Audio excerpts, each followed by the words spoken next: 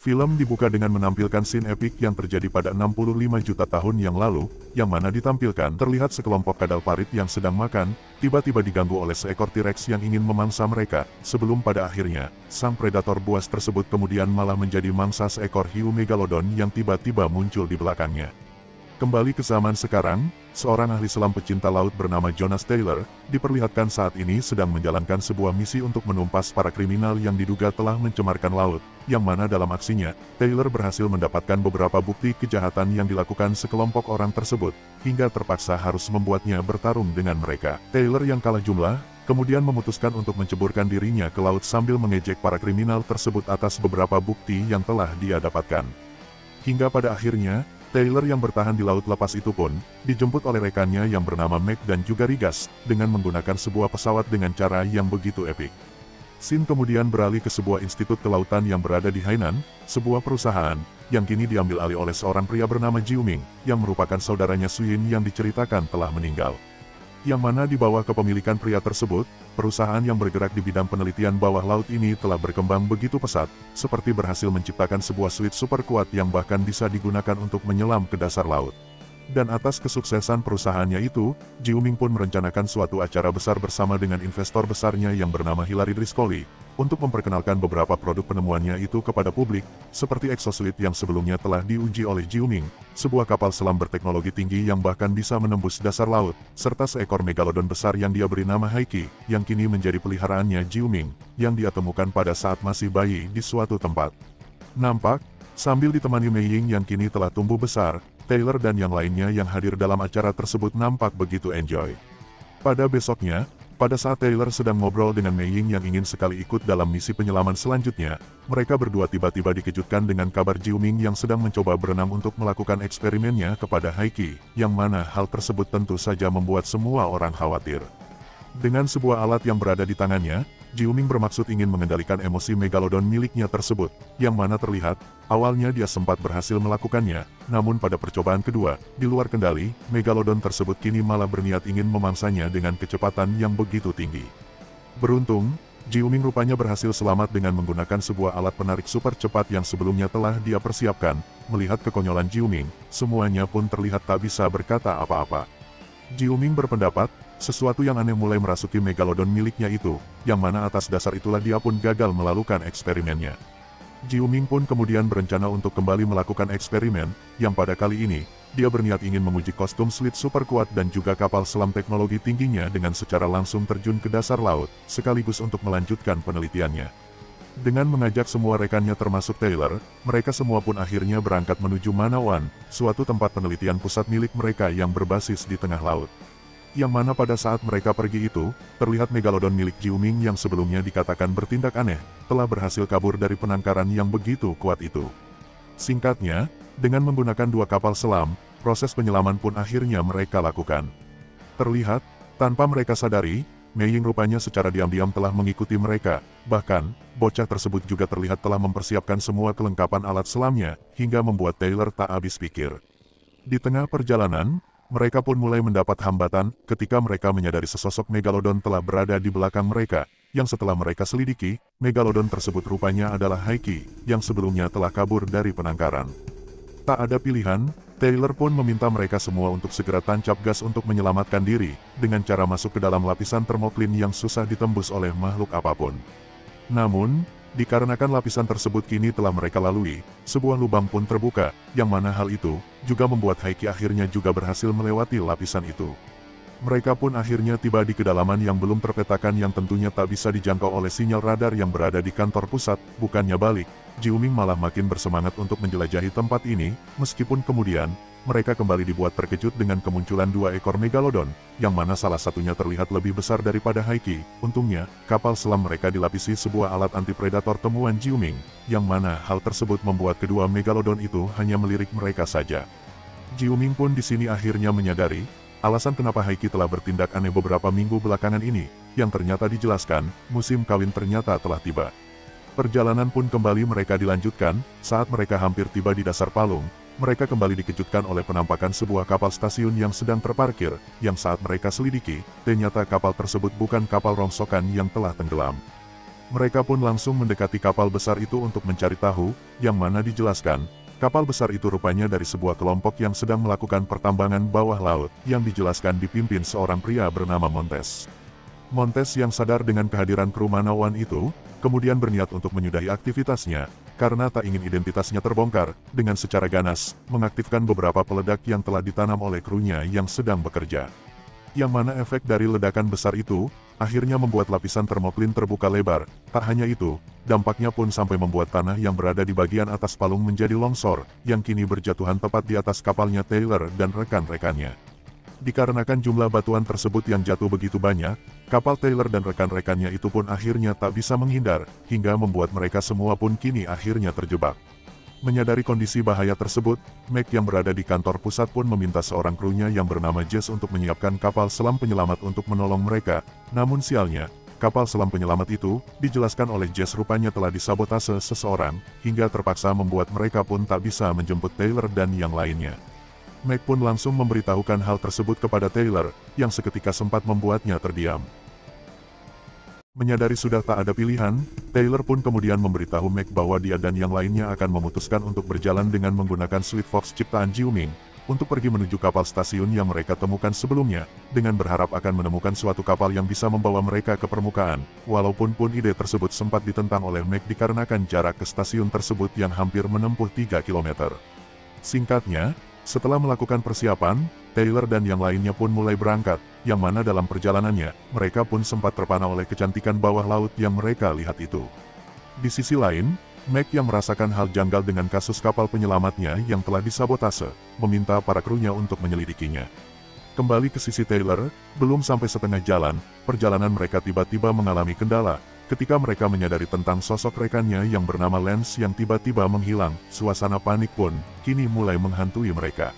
Di tempat lain, Montes yang telah tersadar dari pingsan yang terjadi akibat ledakan sebelumnya, mendapat panggilan dari seseorang yang membayar misinya, yang rupanya tak lain adalah Hillary yang merupakan penyokong dana dari perusahaannya Jiu Ming. Sementara itu, sebuah masalah kembali menghampiri kelompoknya Taylor yang sedikit lagi akan tiba di stasiun, ketika oksigen yang mereka gunakan, kini hampir mencapai batasnya. Belum lagi, mereka kembali dikejutkan oleh kedatangan para binatang buas yang menyerang mereka semua, hingga membuat keadaan bertambah panik.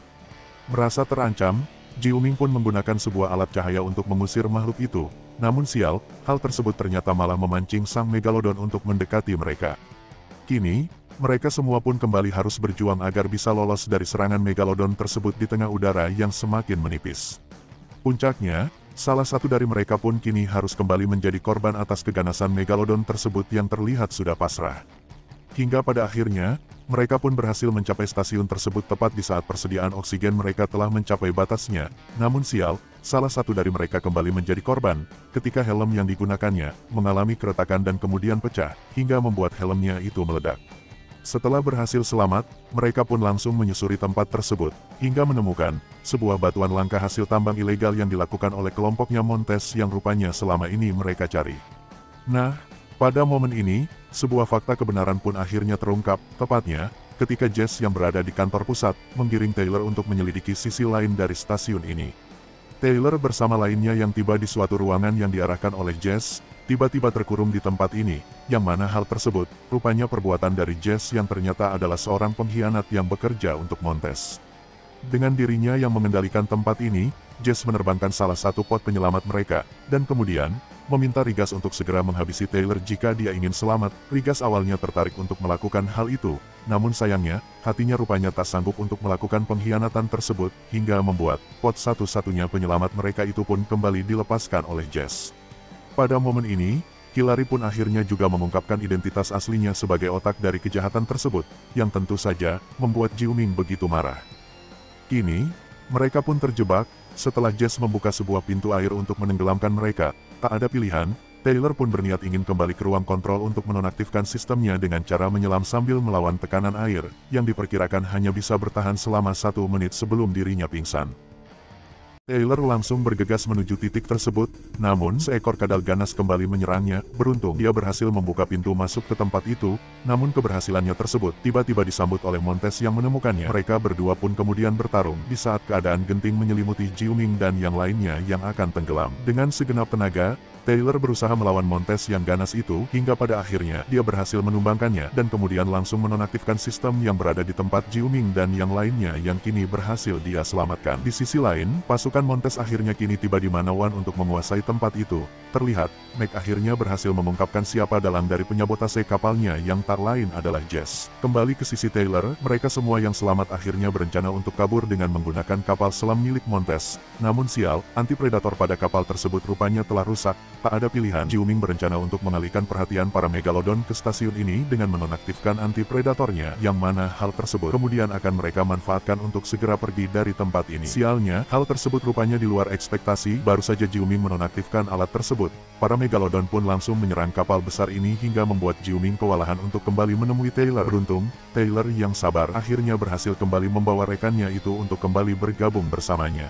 Di perjalanan, mereka melihat keadaan termoklin yang kini terbuka lebar, dikarenakan sebuah hantaman besar dari sebuah ledakan sebelumnya yang kini membuat dua megalodon beserta seekor gurita raksasa berhasil keluar, yang mana pada waktu bersamaan, terlihat Montes yang sedang berusaha menyelamatkan dirinya dengan menggunakan sebuah bola logam berongga yang mengantarkannya ke permukaan. Sementara itu, Jess dan pasukannya Montes yang ingin menangkap Meg dan DJ yang bersembunyi, malah berhasil ditumbangkan dua orang pria itu dengan menggunakan semprotan mata. Yang mana secara bersamaan, kelompok Taylor akhirnya tiba ke permukaan, dan kemudian langsung bergerak secara diam-diam setelah mereka menyadari markasnya tersebut yang kini telah dikuasai. Ditampilkan juga, Meg dan DJ yang masih berkeliaran, terus mendapat kepungan dari pasukannya Montes yang berniat ingin menyingkirkan mereka itu, hingga pada akhirnya, mereka kembali bertemu dengan Taylor dan juga yang lainnya. Di sisi lain, Montes yang akhirnya juga berhasil tiba ke permukaan, langsung pergi menemui Jess untuk mengambil alih strategi, yang kini dia putuskan untuk segera cepat menghabisi Taylor dan juga yang lainnya.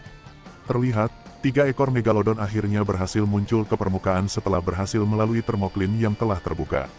Yang mana salah satunya, bahkan terlihat langsung menyerang Jess yang sedang asyik berkomunikasi dengan Hillary yang berada di balik sebuah kaca tebal yang berhasil dijebol oleh megalodon itu. Hingga membuat air laut pun langsung masuk ke dalam base tersebut hingga membuat Montes yang berada di dekat itu langsung berusaha untuk menyelamatkan diri.